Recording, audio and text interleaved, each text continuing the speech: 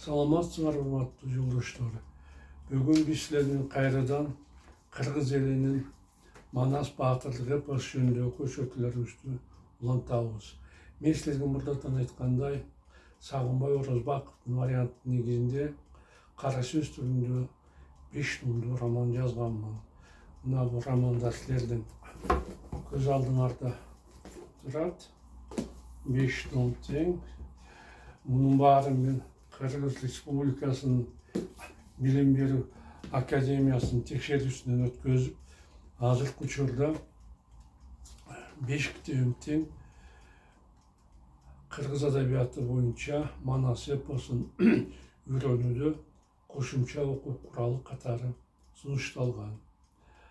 Мындан тышкары мен мектеп окуучуларына жеңил болсун үчүн андай кылып 8-11 класстын окуучулары үчүн Манас эпосу боюнча жумуш дептерлерди түзгөнмүн.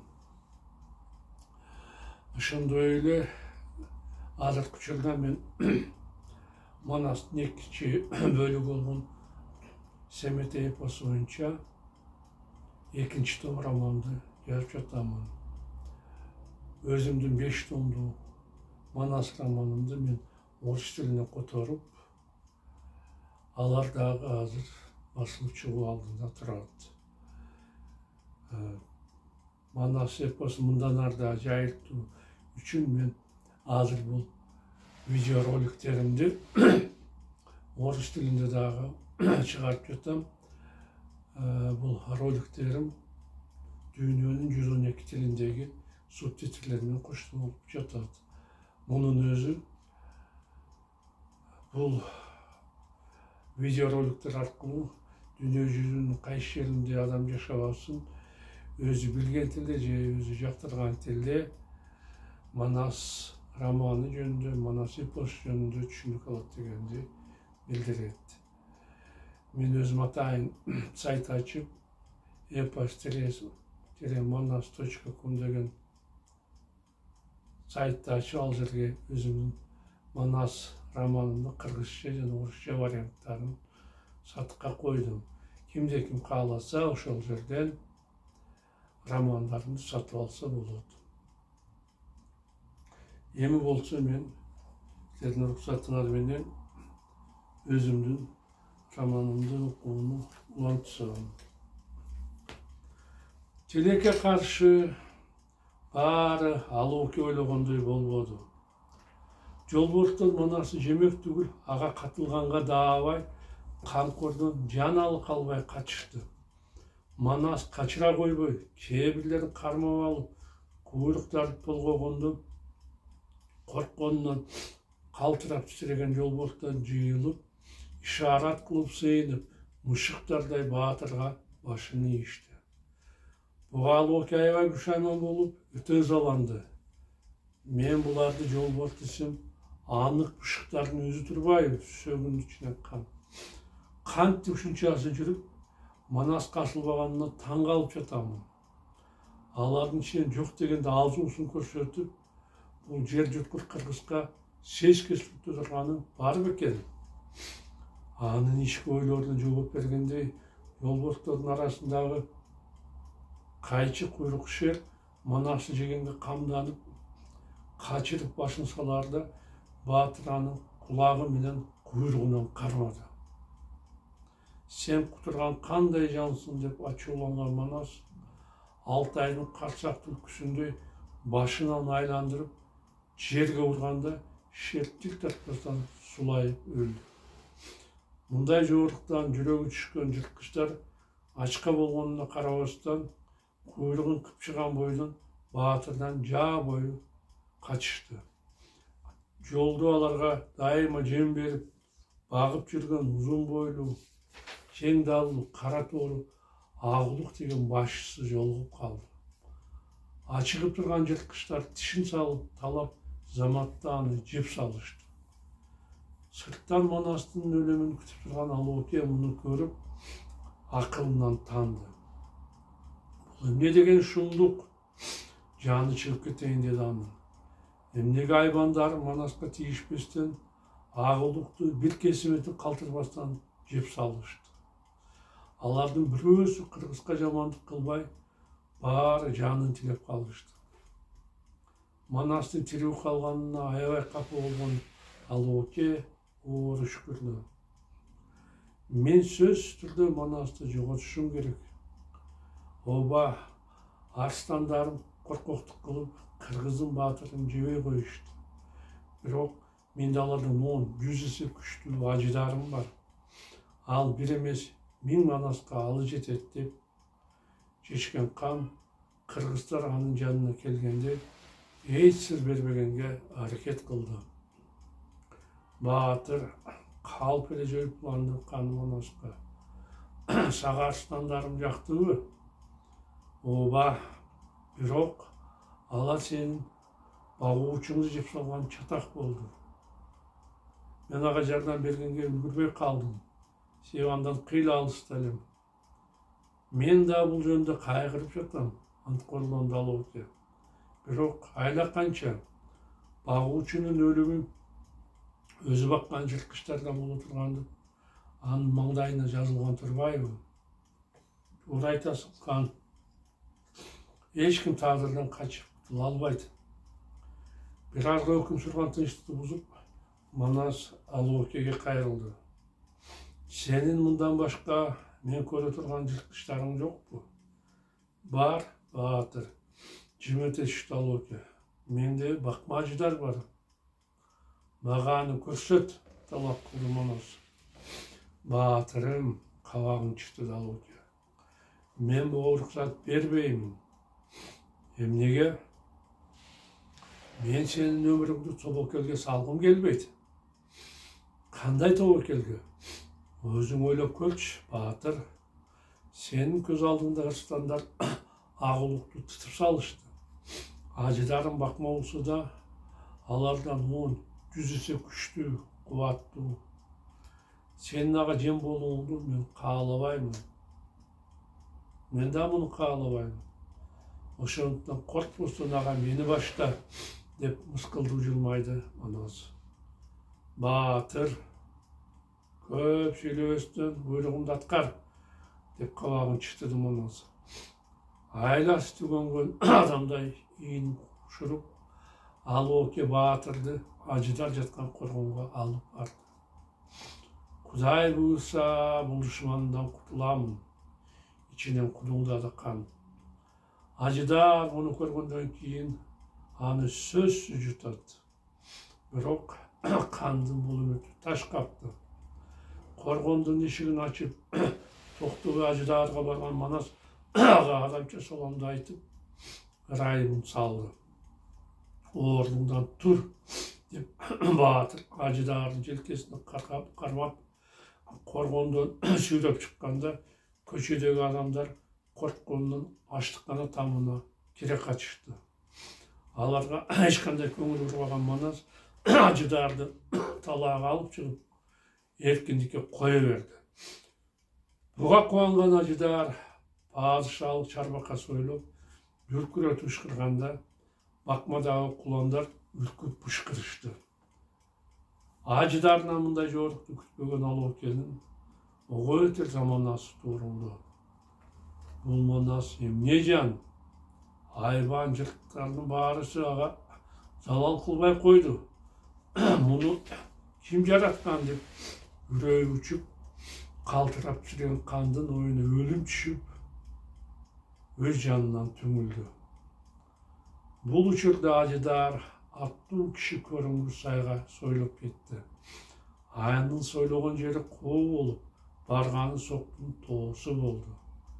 Ажыдар барып жоголуп кеткен тоо ошондон кийин ажыдар сокту деп сок аталып калды.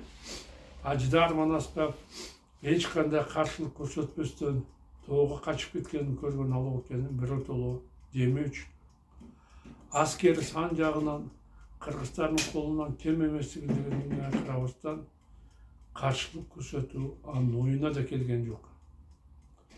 Менин ага күрөшүп күчүм, атышып алым келбес, деп ойлонду кан.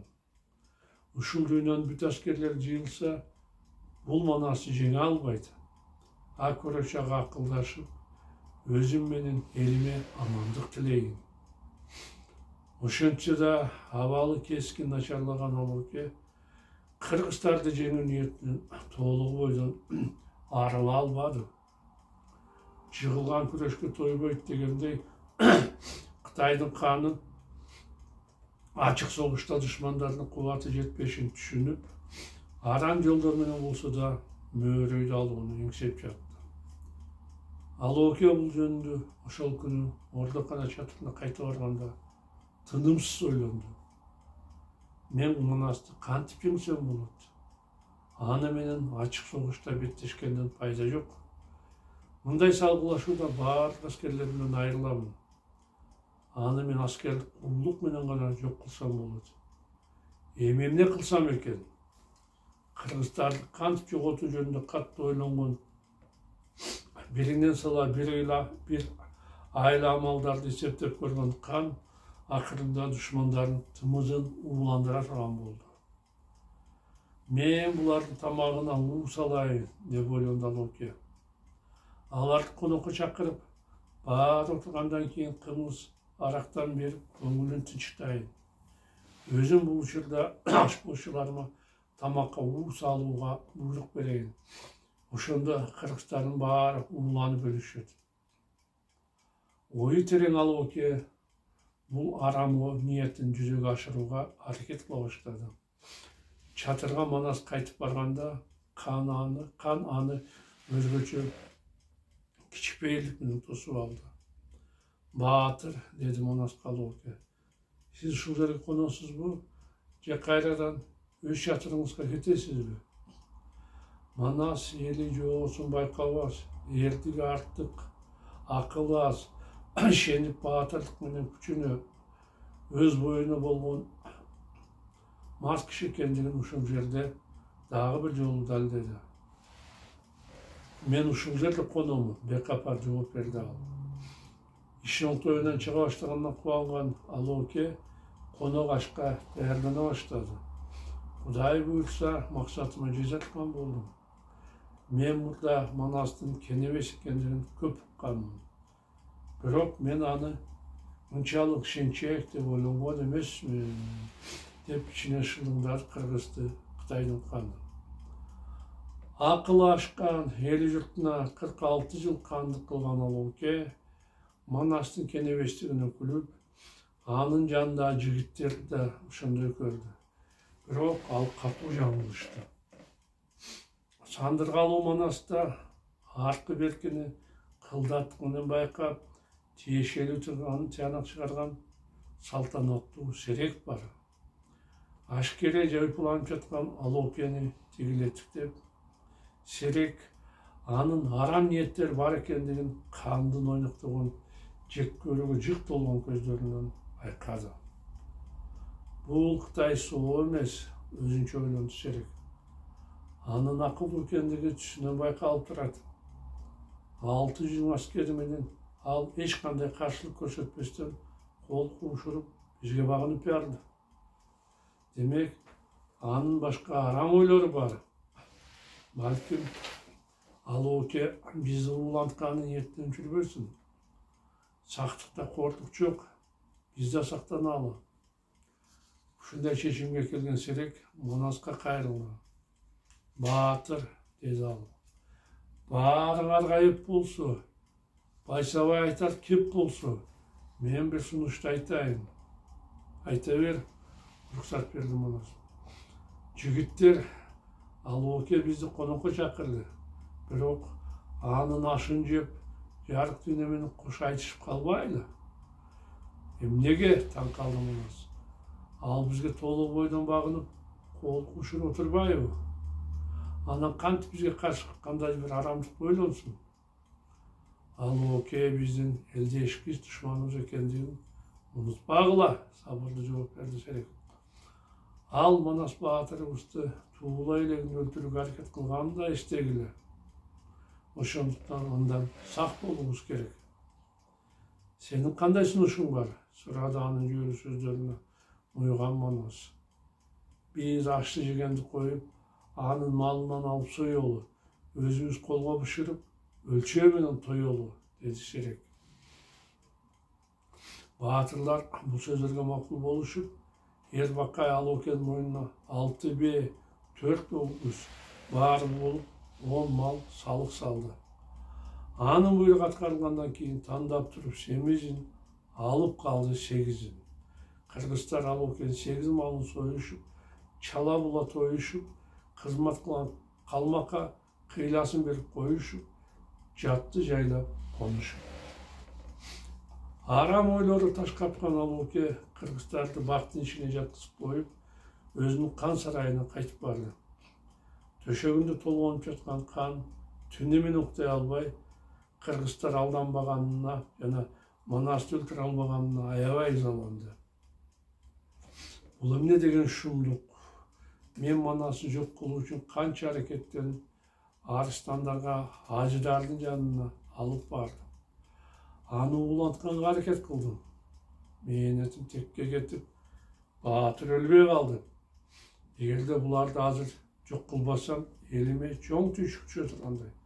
Себеби кыргыздар жок болбосо, элим кыйналып, бул жерден качканга туура келет. Ошондуктан булардын айласын кантип тапсам экен деп уктай албай, ордунан турган Алоке башын мыкчып, ары бери басты. Мына урматтуу жолдоштор, биздин убактыбыз соңуна жетти. Мен силер менен коштошомун. Кайрадан жолугушканча саламатта болуңар.